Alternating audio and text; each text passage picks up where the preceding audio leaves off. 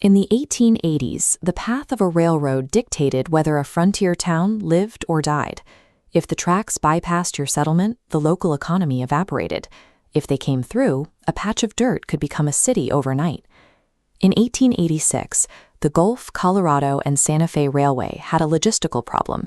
Their usual shipping routes through Houston were paralyzed by yellow fever quarantines. They needed a fresh, uncontaminated route heading due north from Galveston and Fort Worth toward the Oklahoma border. Steam engines burn massive amounts of water, which meant the railway had to designate mandatory watering stations along this new track. They measured the distance, plotted the fuel consumption, and dropped a pin on an empty stretch of Denton County prairie.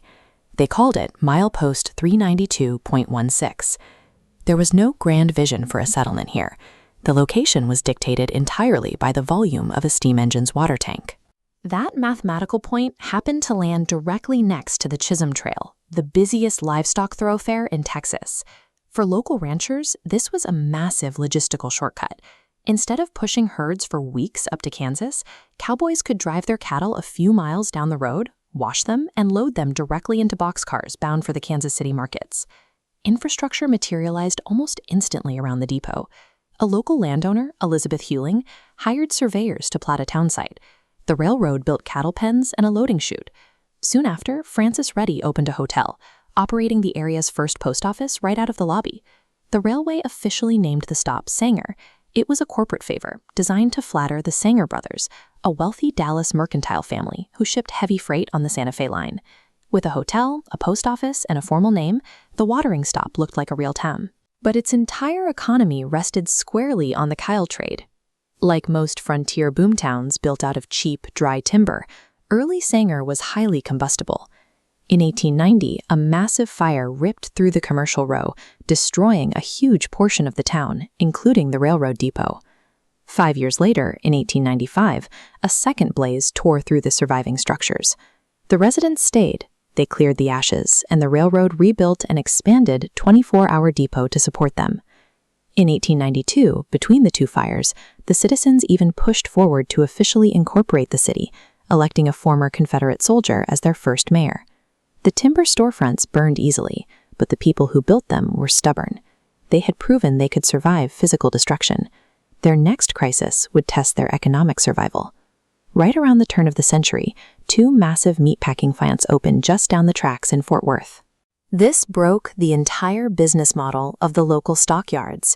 Ranchers no longer needed to put their cattle on trains for Kansas City when they could simply truck or drive them into Fort Worth.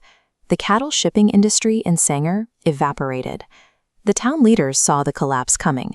In 1897, the citizens convened a mass meeting to figure out how to generate a new export. They looked at the landscape around them. Denton County sits on a layer of dense, black, waxy soil. The community agreed to shift their capital and their labor away from livestock and into farming, specifically targeting wheat, fields of oats, and white cotton. To keep the town alive, the residents walked away from the cattle drives that built their main street and committed entirely to the plow. They backed this bold decision with cash. Following the 1897 meeting, investors pooled their money to establish the Sanger Mill and Elevator Company. They brought in J.T. Chambers, a local school teacher with no prior industrial experience, to manage the operation.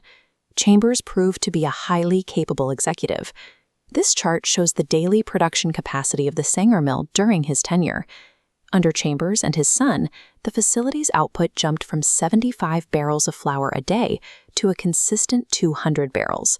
They more than doubled their efficiency. They packaged this output under the brand name Silk Finish Flour.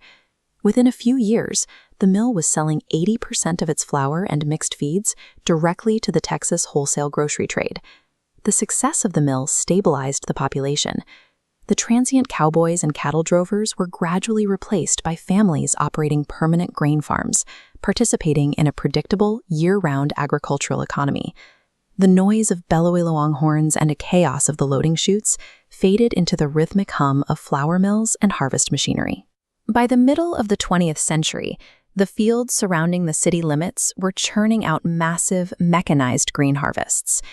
The town evolved from a temporary coordinate plotted for a steam engine's water tank to a fragile livestock hub, and finally into a highly productive agricultural center. A railroad company can draw a waypoint on a map and lay down the tracks, but it takes a community willing to burn down, rebuild, and completely reinvent its own economy to turn that waypoint into a city.